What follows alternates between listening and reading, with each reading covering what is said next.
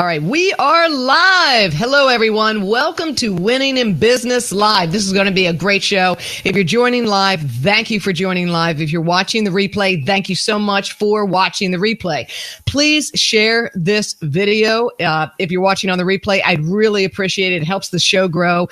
And if you would also like the page where this live stream originates, that is my business page, facebook.com/The Boom Tank. Please, please, please like that page. I'm migrating my audience off of my personal page because it's very short-sighted to build an audience of only 5,000 when you want to go much bigger. So I'm taking the pain, the short-term pain for the long-term gain. And so is my guest today. So I thank her for that. So we're moving things to the business page. I encourage you to do the same. Please, please like this page and support it. Facebook.com/The Boom Tank. Erin, do you have a Facebook page and or a website you want to put out there right now so they can grab it at the beginning? I do. I got more than you ever want to know about. My Facebook page is facebook.com/Erin Dickens fan page, or facebook.com/Sizzle and Swing. My websites are erindickens.com, that's with an INS, and sizzleandswing.com. And Twitter, @Erin Dickens.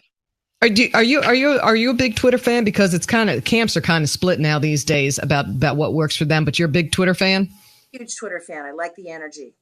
Like the energy there. Good for you. All right, great. So let me introduce you. If you've never caught one of these Winning in Business live shows, I'm going to introduce myself first, and then I'm going to introduce my guest. My name is Carolyn Cole, and I am the show host of not only this live stream weekly, but I'm show host of my Thursday show, high noon Eastern Standard Time, the same business page, boomtank.com. And that is It Me or My Business Live, where I cover 3 business topics, and you can write in, you can call in, you can do whatever you want if you want me to answer your questions, but that's a great show too. I'm also show host of the global podcast, The Boom Tank Business Show. And you can find that on iTunes, Stitcher, Google Play, iHeart, Overcast, the new Google app for podcasts, and a few other places. But it's out in all the mainstream. Please check out that show and support that show. Love it if you would subscribe. Let me tell you a little bit more about me, and then we'll get rolling.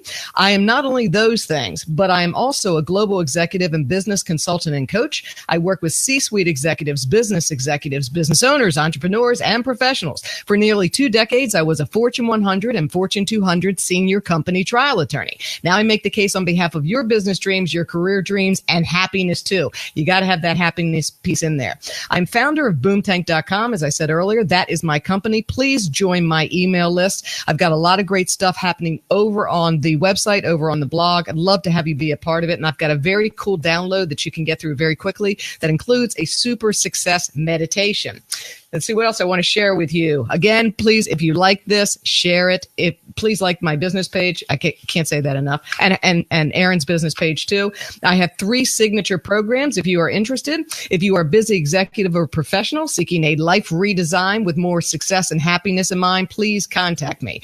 If you are a business owner, an entrepreneur, an executive or professional looking to claim your brand new personal power brand, please contact me. My program for that includes not only superpower branding, but professional public speaking. I prepare you for all of that online and offline. No, I don't want to get known as a professional public speaking coach, but the reality is I do that piece for all of my clients because if you show up strong and you speak incredibly well, you will go places. It is inevitable. And then the last thing is if you are a struggling entrepreneur, business owner seeking to go to that next exciting level with your business and your brand, contact me. I'll help you price things correctly, build amazing killer packages, and help you get your message out of there to get you out of struggle into profitability.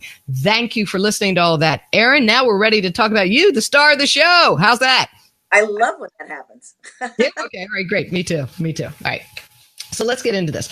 I always talk about one sheets with my audience because I actually give them to my clients. I have a template. So this is Erin's one sheet. It's very, very nice. I love your one sheet. And I'm going to be reading from Erin's one sheet. For those who do not know, you need to get seen and get heard. Visibility is the lifeblood of your business. And if you're on a mission, it's the lifeblood of your mission. You have to get seen. You have to get heard. And one of the best ways to do that is to put together a professional media one sheet and get it out there so you can have your voice be heard. You can be invited to interviews just like we're doing here today. Really great stuff. Actually, Erin was referred into me by Paul Cullen. So we're very happy about that, right? 2 musical stars right here, right?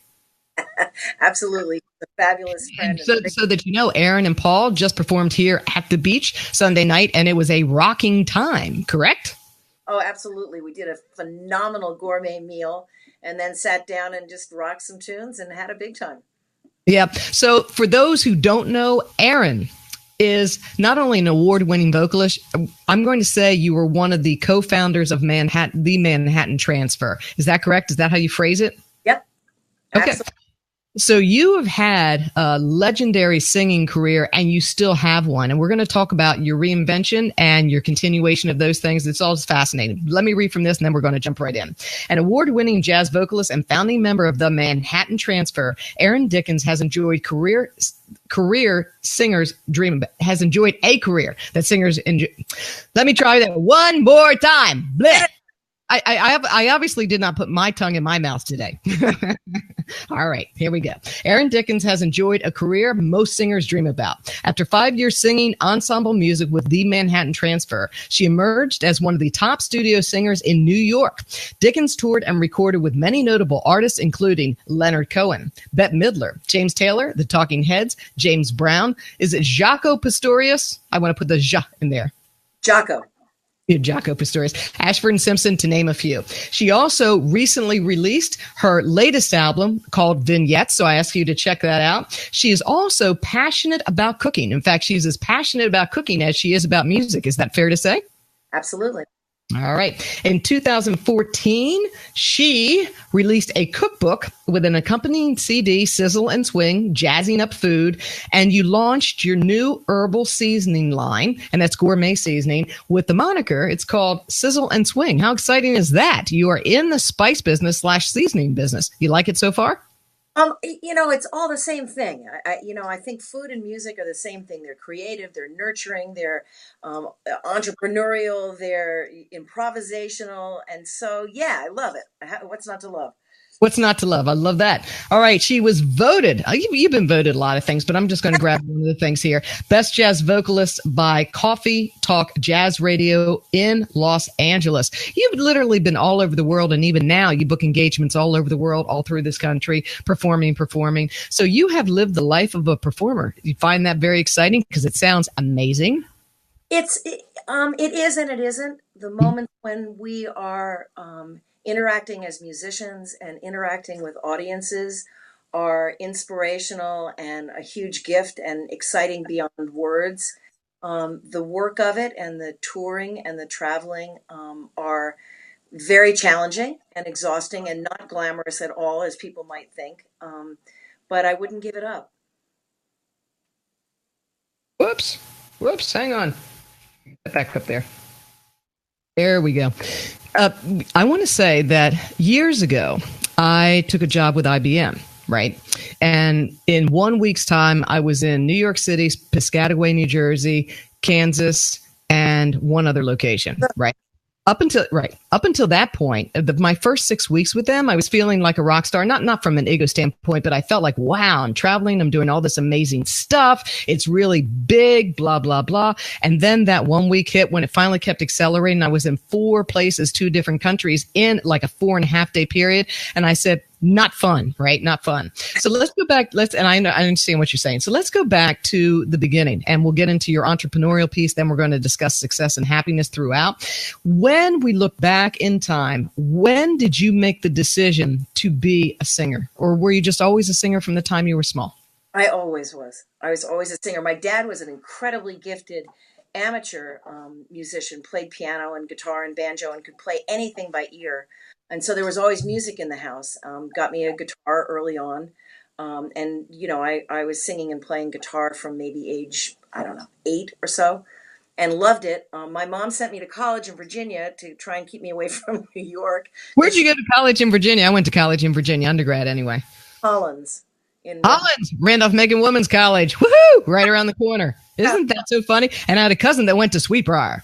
Yeah, went to Sweetbriar, but my mom wisely did not think it would be a fit for me. And okay, good Hollins girl. I actually have a friend who teaches there still. So really interesting.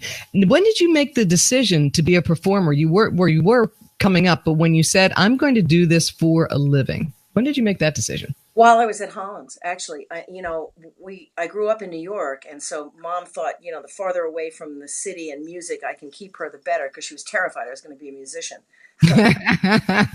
For you there, Mom. So I went up for a month-long short-term study that Hollins does every year, and met essentially Tim Hauser and Marty Nelson, and who were trying to put a group together. And then we sang together, and it was absolutely insanely magical. And then we added Pat Rosalia, and the band was formed, and there we were. And then tell me how when that point happened, because when you formed, you had to have, I would think, some idea of what success would look like for you when you formed, or was it just the sheer magic and joy of it? I'm thinking you had a goal, but maybe you didn't. Back then we didn't think the way we think now. We didn't have like life coaches and stuff. No, we really didn't, and people didn't recognize PTSD, and there were not names for things like manic depression. He's just nuts. So no, we didn't have a plan. We knew we wanted to work. We knew we wanted to sing, and we started. We also knew what we wanted to do stylistically was explore everything. So really on that first album, we did country, we did folk, we did stuff from the 1930s, from Bix Beiderbecke and Gene Goldcat. We did 1950s and 60s and every possible, some rock. And we began gigging, and miraculously, Dick Asher from Capitol Records came to see us within the first 6 months, and we had a record deal. How does that happen? So after that, were you right out of college and you got a record deal? Oh, I quit college. I was underage. My mother had to sign my record contract. That is fantastic. That is magic. That is unbelievable. Not with great pleasure either. But that's unbelievable. You were that young and you had that kind of success. So what was that? What did your family, hey Paul, how are you? Welcome. What did your family say when you said, I'm quitting school and now I'm going to go do this and we've got a record deal? What was their reaction? They said, you're not quitting school. I said, well, I think I am quitting school. I think, the great thing about the outcome of the whole deal was that I lost both my parents quite young, Sorry. not too long after we started Manhattan Transfer, but both of them lived long enough to see Manhattan Transfer take off and to see my studio career take off. So at least they knew that for all the pain and fear and discomfort and worry that I caused them, that, oh my gosh, my dad was able to say, did you see my daughter on television? That was meaningful because, this was very alien to them. And as much as my mother had been a dancer and had been a press agent, and they were very familiar with the industry, but this was not where they pictured their daughter, so that was great. Outcome good, right? Well, sorry about your parents, but outcome very good. They're very proud of you. That's amazing. You move along through life. Manhattan Transfer gets bigger and bigger. Okay. What does that feel like? Does that bring you happiness, and why? Manhattan Transfer got bigger and bigger really largely after I left. I stayed only 5 years. We got big enough to experience that. But the short answer is no, nothing brings you happiness. You bring yourself happiness. When did you learn that? That's very true. When did you learn that? God, it took a while. The cliff notes are I quit the music business when I was about 30. Oh gosh, 1 or 2. The music industry was crashing and burning in New York, and I had been a studio singer on the top of my game among maybe 15 or 20 singers who worked, and we did everything, every album, every jingle. We did Kentucky Fried Chicken and Burger King and American Airlines and everything you think of. And, I sang with, well, you saw, Roberta Flack and the Talking Heads and Leonard Cohen and James Brown, all in the studio, some as well as live. But when I quit, I moved to Hawaii.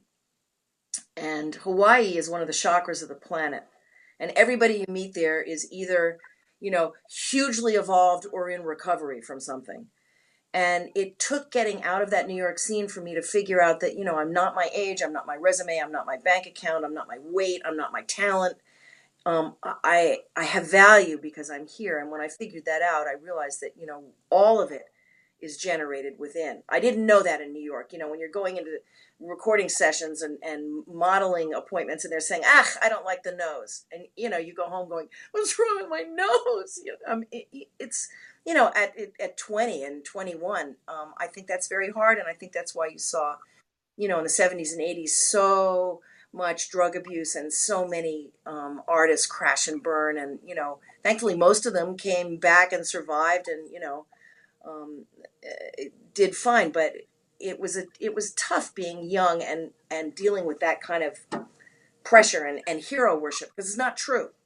I mean, what's true is what's within you. And so if you believe your press, good or bad, you're headed down a bad path.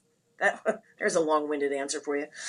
No, it's actually a magical answer, because Boomtank is also about personal development. It's truly half business, half personal development. And there's spirituality's tied into it as well. Very candid about all of that, because you need all of that. You're never a person in isolation. You are who you are in the collective. And that's right. Yeah. When you left music, you were obviously ready for something new. Right. And you were willing to just go figure it out. And Paul, actually, who was just on, that's interesting about Paul, because Paul was a top accountant and he decided he was going to go do other things, and they were going to be online things. And he's very spiritual. He had a top right out of the gate spiritual podcast. He also has his own successful now digital marketing business. And he said to them, I'm going to leave because I've got to go figure this out. And they said, stay here. And he said, well, if I stay here, I'll never figure it out. Right. He knew he needed the space to do that. So you claim that space. Yeah. Now you're in Hawaii. Okay. One of the big chakra places, as you say, on the planet. So what happens next that takes you to the next thing? Was it just slowly one step at a time? What happened to you next? I tried to not do music. I really tried. I tried as hard as I could. Why did you want to stop music so badly? I mean, this is something you were raised with. Was it just too much? What was it? I was burned out. I mean, the pressure was I didn't want to deal anymore with not music specifically, but the things that surround being a professional. Okay. So, why not go to Hawaii? Typical New Yorker. Where else are you going to live, right? I went to Hawaii. I had to make a living. I, of course, met a genius jazz guitarist right off the bat, who became a great friend. And his father owned a company that did production payrolls for major motion pictures and major studios in Los Angeles. Started a division just to handle those production companies when they came to Hawaii, and I ran it and turned it into a $5 million a year business, did all the payrolls for the IATSE and the Teamsters, and so it was pretty interesting. And all that time developing this whole other skill set that really is the same as music, because numbers and computers and logic, all of that is what music theory is. So I took to it. I love it. I love it almost as much as I love music, doing numbers and things like that. So I ran that company for about 8 years, and music just, tap, tap, tap. Here I am. Hello, you can put me. So a little at a time, I moved back to music, which I guess was inevitable. It's my muse. What are you going to do? At that point in your life, just if we stop right there, okay, how were you, if at all, defining success, and how were you finding your happiness? I don't think I ever thought specifically defining success for me. I felt tremendously empowered by having changed careers and taking a business from zero to success as a businesswoman, and learning how to really run a business. I felt really empowered by that, because my whole life I'd been told by my accountants, listen, sweetheart, if it has to do with money, you put it in a nice shopping bag from Henry Bendel and you bring it over to our office and we'll take care of it. Because I'm blonde and I'm a chick singer, I'm too stupid to do bookkeeping, So when I got this company going and I managed it and I ran it and I had 10 employees that I handled, the empowerment was tremendous. Again, you can't equate happiness with that. Happiness is what you find within yourself, and you can be on top of the world and be miserable. So, I just don't see any like collaboration between the two. That's the wrong word. Any connection between the two. Let me try to throw out my theory and see what you think. This is why I connected to, okay? Because I came from a corporate world, me included, everybody had tons of success, miserable, right? So what I see is when you have success, and success to me, my personal definition, is you are in complete alignment using your gifts the way you're intended to use them, and you're feeling great about that. That's success for you. You're achieving what you feel you're meant to be doing in a given time. And when you have that, that's where your happiness comes. For at least for me and for the people that I work with, it seems when you have that alignment, and it's true success for you, not the outer success, not being top of the chart, not getting a record label when you're 19. It's when you are doing what you love doing and you're doing it really well. That's success, and then happiness comes from that. That's the whole premise behind this. It's really a new look at success and a new look at happiness, and it's exactly what you're saying. We're just using different words to say it, I believe. Also toss in, I have to, Carolyn, I'd have to toss in fulfillment. I wouldn't say success, because some of the most fulfilled moments in my life have brought me no money, no fame, no nothing tangible, other than that my soul is rich. So I'd have to add that element to it, and yeah, we're saying the same. No, I totally am with you on that. And what's so interesting is that when I was bouncing where Boomtank meets success and happiness, right? People said, well, you're really talking about fulfillment. And I said, but I don't want to use that word. And for a variety of reasons, I still don't want to use it, because when you use it, people are like, ugh. When you say happiness, you get their attention, but it is about happiness comes from fulfillment. It comes from belonging. It comes from showing up and having a mission, a purpose, and exercising it. Do you agree with that? I do, but I take you one farther. Okay. I can. Let's drill down into this, baby. Good. Farther, I think happiness is a decision. In some of the worst times of my life and least successful times, and times when I didn't have a direction, I didn't know what was going to go next, I could be perfectly happy. Not satisfied or ready to just give up and let it be what it is.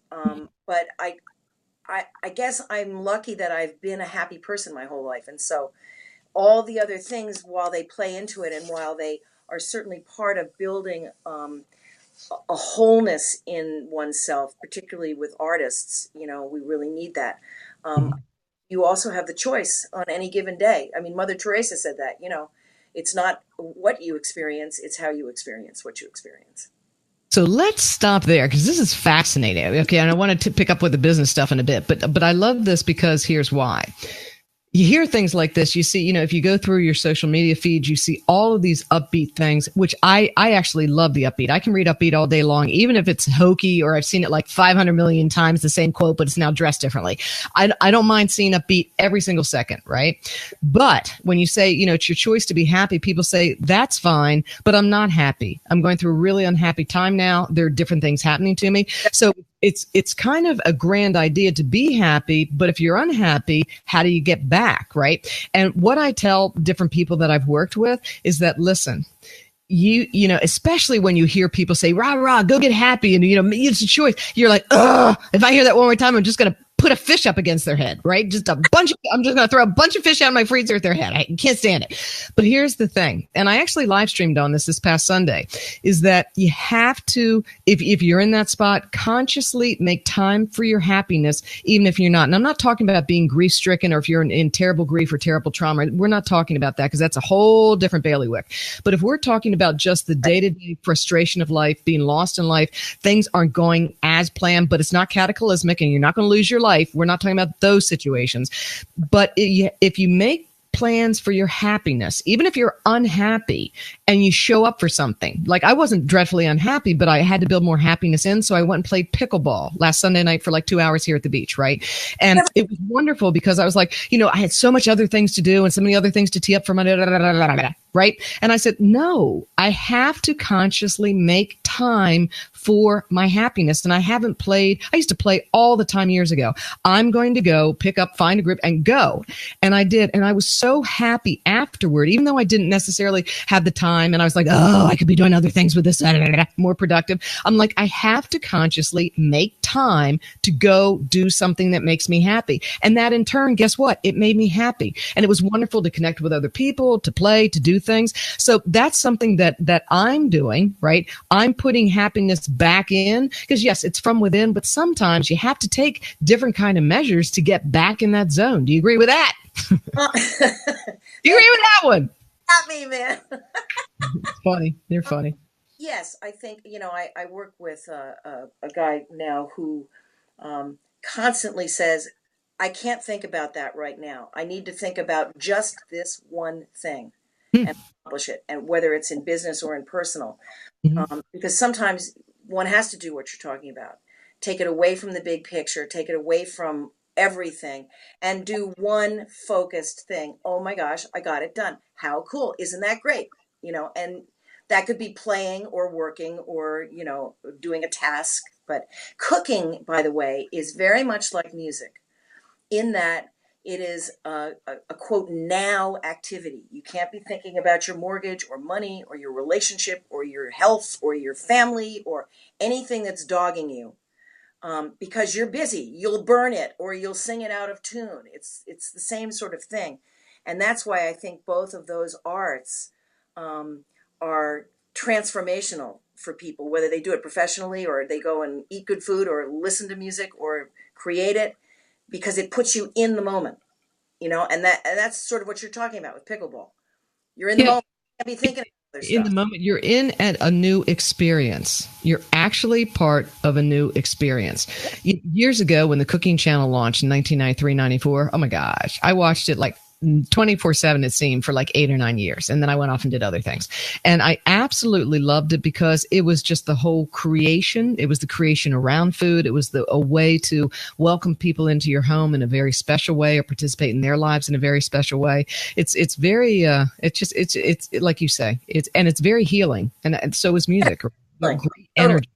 Great energies, very healing energies. Oh, I love talking to you. This is fantastic. So let's go with that cooking piece that you beautifully brought in and tell us about your gourmet spice line. And that's a reinvention. Okay, that's something new. It's a continuation, as you say, but I'm going to call it not a reinvention. It's an invention. All right, so you have now moved into gourmet seasoning. Tell us about that. Well, yeah, as my husband says, you have so much time on your hands and we don't have enough debt. Let's open a business. Good man. Go ahead. So, That's funny. it's been a passion for years. I owned restaurants in New York with other musicians. I cooked in my restaurants. I studied d'Escoffier and, so cooking has been a thing for me. And actually, I was working with a publicist and we were talking about, a larger dimension to music, because it's very tough to have any significant point of difference from the next 700 million artists. And so we thought, wouldn't it be, really brilliant to combine the food and the music? And I started doing what I called gourmet concerts, which is just what I did with Paul on Sunday night. We looked and we talked about the food and talked about the wines and then sat down and sang. And people love that. So I created a brand called Sizzle and Swing, obviously because I like to sizzle and I swing, and I mean that in the nicest way. So I um, love the name, by the way. I love the name. I think it's a great name. yeah, Yeah, and great. I've developed a line of all natural, sugar-free, gluten-free gourmet seasonings that are hand blended, small batch, all sourced in the United States by very high-end um, providers. And I have 12 different flavors. And the idea is to make gourmet cooking come easy for the non-professional. You're not going to have 17 ingredients if you want to make a Tuscan grill of some sort. You're not going to go out and get, fennel and all these different things and orange rind, and you're not going to do it. So I've provided these combinations that make it really easy. And frankly, with all my experience, I cook with my own stuff. I don't buy the or I use my Tuscan seasoning. And so I've enjoyed doing that, and combining the two. And when you think about it, when you're home cooking, you've got great music on, right? And you're you're grooving, and they both go together. So yeah, and Paul does the same thing. Obviously, I'm not the only one who thought of this. Yeah, it's terrific. And let me ask you, what is your favorite food? So Well, you'll never get that answer. You'll be on the phone with me until next week Thursday if you ask me that question. no, I need something. I need a little rough. Give me just like just how about a category? Pick all ethnic Vegan, seafood, poultry, beef. What is it for you? food. Food, just Ethnic, food. ethnic food. Okay, ethnic food. Okay, good. So I want everybody to check out her spices. I mean, they're in gorgeous little silver canisters. They make great gifts, and I think they're very cool. Hello, Pascal. Welcome. Thank you very much for joining live. The sizzleandswing.net is that website, correct? Where your gourmet seasoning is? Yep, .com or .net. And yes, you can Oh, it's find, both. Okay. yeah, you can I find, went to the .net website. yeah, either one. Doesn't matter. Okay, good. All right, tell us what you've got coming up. How can we support you? What you have on the horizon, and what do you have now? On the horizon. Well, right now I'm prepping for the Atlanta Gift Show, which is a huge to do at America's Mart in Atlanta, where I will be doing some demo cooking, which is great fun, and working with my seasoning, my reps down there. That'll be in July. I'm also booking right now and in sort of rehearsals with a wonderful vibraphonist named David Friedman, Hmm. whom I worked regularly in New York, and he now has lived in Berlin for 40 years. And we are planning a tour for next spring. And in the meantime, I've got pickup stuff, concerts like Paul does, and he and I are doing a big show in September at the beach, which we will let you know more about as it evolves. Would you please? I'll be happy to promote that on my page. I'd be happy to help out, and hopefully, I'm free to make it. I really wanted to come Sunday night, but I couldn't. I had a conflict, so it was after pickleball. That was part of my conflict. Yeah, Pickleball but up, did it? well, no, I actually had a call late Sunday, so I couldn't do it. I had a pre-scheduled call. So yeah, tell just a little bit more about the seasoning, the gourmet seasoning. Okay, you were partnership in restaurants in New York City. Very Right. impressive, right? That's huge. Yeah. Right. So you had a comfort level. Did you by chance know Anthony Bourdain at all? No. Oh my God, broke my heart. Oh, I. Yeah. How about that? How Oh my about that? God. Yeah. All right. So you decide for this gourmet seasoning. How did you go about starting this business, and what are you doing to push it forward? I don't want to lose that because that's huge, and you're taking this nationally. You're taking it on the road. It's very Yeah. Yeah. yeah. Absolutely. I'm in a unique situation because I don't have time for music and I don't have time for food. So I go back and forth between the two as need be. Right now, I'm on a huge sizzle thing, and then next spring, I'm going to be on a huge music thing. Um, uh, I thought about it. To start it, really, I just started playing with flavors. I knew I wanted to do seasonings. I knew I wanted to do small batch. I'm going to continue to do them small batch until I am forced to go to somebody to manufacture them for me. I tried it and they came back tasting like sticks. So um, I, I wanted to. The goal was I wanted to make the home cook find it easy to develop recipes that tasted like they came out of a professional kitchen. And when you use my seasonings, you'll be like, wow, shoot, boy, that was easy. Uh, Hmm. so I started out with 4 flavors, and then I thought, well, I need a little more. I'm now up to a dozen. My latest one is called Sailor's Blend, which is the only one that comes in a plastic container, a big one. And it's an all-purpose seasoning with no style, and it's made for people who cruise on their boats. And sort of, the way a Montreal seasoning would work. You Okay. can put on almost anything. Um, and I have a new Greek seasoning, and I've got a Meyer lemon and basil, and all different kinds of I flavors. saw. I went in and looked at all of them. I mean, they look incredible. They look really They're incredible. tasty. Yeah, they do. We do best in small gourmet stores, and so I have reps up and down the Eastern Seaboard, and I have some reps in the Midwest and in California as well. And a little at a time, we grow. How did you go about setting up your reps? I'm just curious. I went to I attended a couple food shows. I went to the New York Gift Show and I went to the Fancy Food Show and I talked to people and met reps and sent my wares around. And I found a couple of rep groups that we have some just synergy with, and that makes sense. wonderful group called Homeware Sales out of Florida, with whom I will show in Atlanta, and it just we are just meant for one another, and they have a huge hundreds of lines of cooking, apparatus and stuff. So that's fun. Is that the kind of thing that when you look down the road, you might want that in major stores, or are you keeping it for the local boutiques? Yes and no. I would take, I'm looking at some smaller supermarkets through a rep that I'm starting to work with. I'm also speaking to a couple of small privately owned stores that have maybe 10 locations, that sort of thing. But once you get into Whole Foods and Giant and all that, it's a different world. And then I'm going to have to go out to a formulary house, and then I'm out of control of it. And so I'm not ready psychically to be there. Gotcha. I totally would. I understand. Well, you're an artist. You're an artist. And I want my hands on. Once you claim that space, you can't really breathe the other air, right? Your air is pure air. You know what your air is. You just do. When you define winning in business, and you may rebel against that concept. I don't know what I'm going to get from you, but I'm going to ask you if you could help us understand what it takes to win in business. And that can be your music business, that can be your gourmet spice business, or business in general. What do you think it takes to win in business?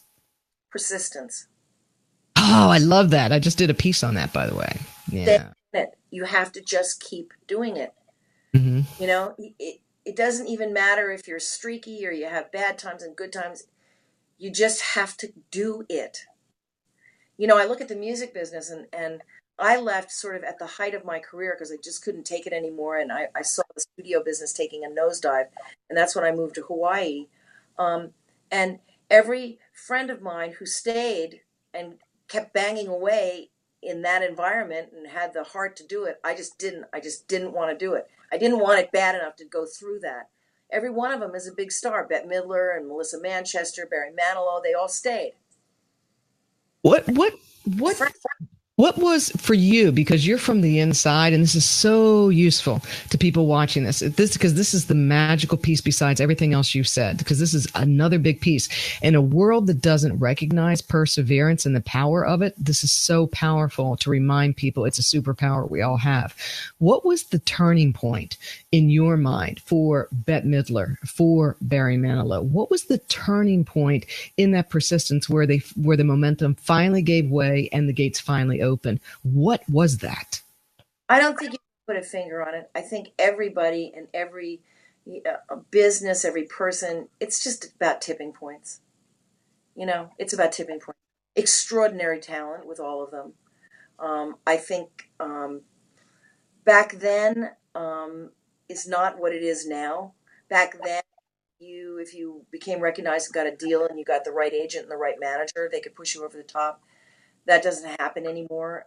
And every business is affected in the same way music is, in that, there aren't, 15 spice companies now. There are 15 billion spice companies, and so if you're looking for new music, there aren't 10 record labels. And, if you go to Atlantic, you're getting R&B. And if you go to Warner Brothers, you're getting James Taylor. And, you can choose by the style of the record label.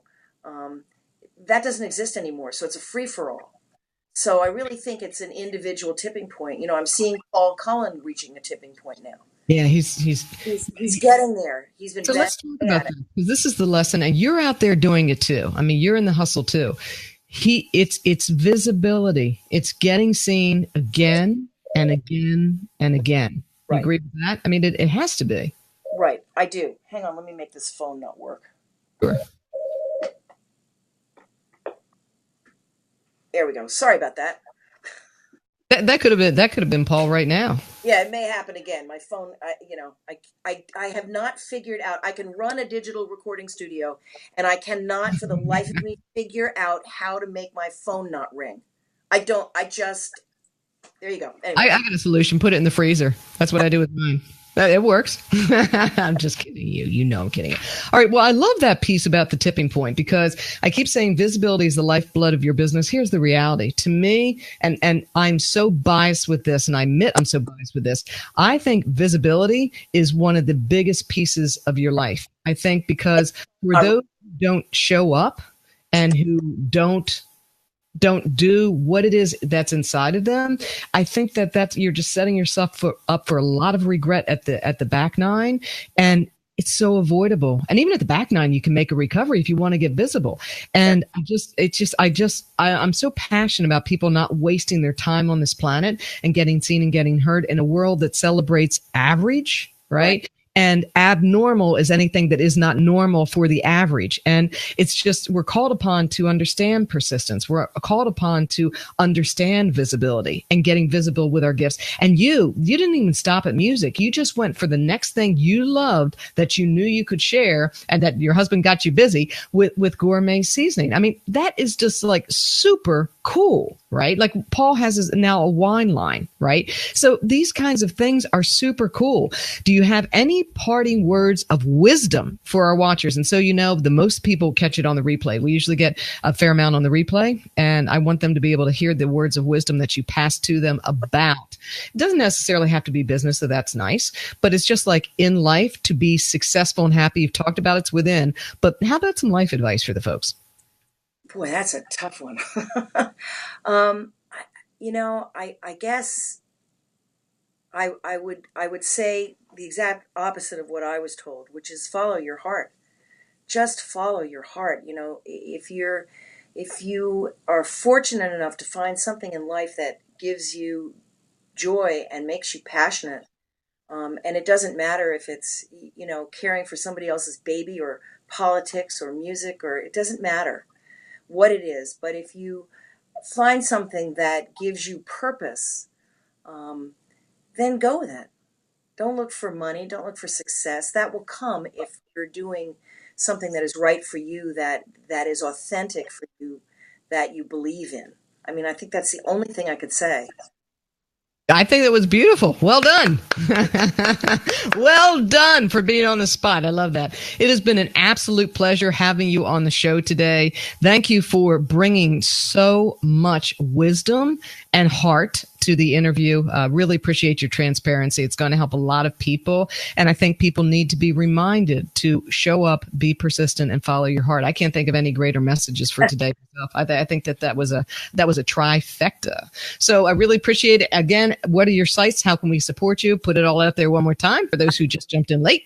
For music, ErinDickens.com. For seasonings, sizzleandswing.com. Twitter handle is at Erin Dickens with an INS, not an ENS. And Facebook is facebook.com/Erin Dickens fan page.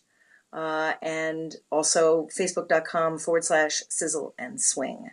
Perfect. And I will have all of those links in the show notes for this episode on boomtank.com. Please visit, please subscribe. Again, if you love this video, if you like it, if you find worth and all that great stuff, please share this video out with others. Like my business page, facebook.com/the boomtank to support the show. Please visit Erin's links, all of that, and support Erin. I wish you the very best. I'm so excited to see what you do next. And I think you are at yet again another tipping point. And I'm going to be ordering some of those spices. I'm going to let you know. Maybe I'll send you a little video when I throw things around the kitchen. Great, Carolyn. Thank you so much for having me. What a pleasure. Thank you. A total honor. Thank you.